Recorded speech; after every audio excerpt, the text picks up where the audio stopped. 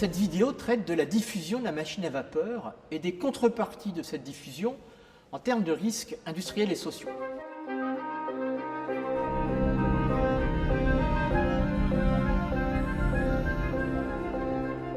La diffusion de la machine à vapeur n'est pas homogène en Europe. En Angleterre, le berceau de cette nouvelle technique, elle est beaucoup plus utilisée car il y a moins de ressources hydrauliques ou de ressources en bois. En France, la machine à vapeur, au contraire, sera peu utilisée dans la première moitié du XIXe siècle et on lui privilégiera d'autres sources d'énergie. Par exemple, les manèges à animaux, les manèges à chevaux, les manèges à chiens et bien sûr, l'énergie hydraulique qui, jusqu'aux années 1850-1860, reste dans les industries sidérurgiques et textiles la principale source d'énergie. Les techniques antérieures résistent et surtout innovent à leur tour en réaction à l'innovation. Et c'est l'argument fondamental en innovation. En fait, les techniques antérieures résistent à l'innovation. Prenons-en deux exemples. Sur cette image des roues de Poncelet de l'ingénieur français Jean-Victor Poncelet, on voit une grande innovation de l'hydraulique qui améliore le rendement des roues, permettant d'accroître la performance des moulins à eau en résistance, en réaction à l'apparition de la machine à vapeur. Sur cette vidéo de moulin, magnifique maquette du Musée des Arts et Métiers, on voit une grande scierie hollandaise alimentée par l'énergie du vent. En France, ce sont les frères Perrier qui, en 1779, vont introduire la machine de Watt et Boulton à double effet. On en a ici une image issue des collections du Musée des Arts et Métiers. Et au fond, si on retrace l'historique depuis Denis Papin, on assiste à un accroissement vertigineux de la puissance des machines. Et encore, les chiffres de ce tableau, concernant Watt et Boulton, une puissance de 15 chevaux, ne sont que ceux du début. Jusqu'en 1800, date de l'extinction des brevets, Watt et Boulton vont continuer à accroître la performance des machines, et c'est bien cette puissance accrue qui a des conséquences sur le développement du capitalisme.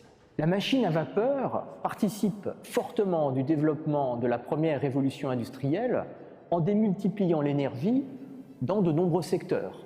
Les mines, la métallurgie, les systèmes de transport par exemple. Les gains de productivité sont spectaculaires. En 1825, par exemple, l'Angleterre produit 25 fois plus de fer qu'en 1720. Toutefois, la machine à vapeur est dangereuse, de par sa conception même, puisque sa chaudière fonctionne à des températures élevées, à des pressions élevées. Le risque d'explosion est toujours présent. Ainsi, la chaudière de la machine à vapeur de Scott, ici, a explosé en 1931. Les machines à vapeur vont contribuer à développer une vision plus négative et plus pessimiste de l'innovation, contribuer à développer une sensibilité aux risques sociaux et industriels dans nos sociétés modernes. Et pour y répondre, les sociétés industrielles comme la France ou l'Angleterre ont construit des législations adaptées, ont inventé des normes, ont inventé des systèmes de sécurité, des systèmes de contrôle, en cherchant toujours à concilier le développement industriel et la sécurité de tous. En France, les savants de l'académie, les ingénieurs, les hommes politiques, les dirigeants d'entreprises ont travaillé ensemble dans ce sens. Finalement, on comprend mieux les conditions du passage de l'invention à l'innovation.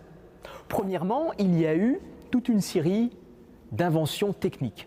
Deuxièmement, il a fallu concevoir la valeur. Combien vaut cette machine qui n'existait pas jusque-là? Troisièmement, il a fallu concevoir un système de fabrication fiable et répété, mais aussi tout un système de conception de la machine. Quatrièmement, c'est la conception d'un système d'apprentissage et de diffusion à l'échelle internationale.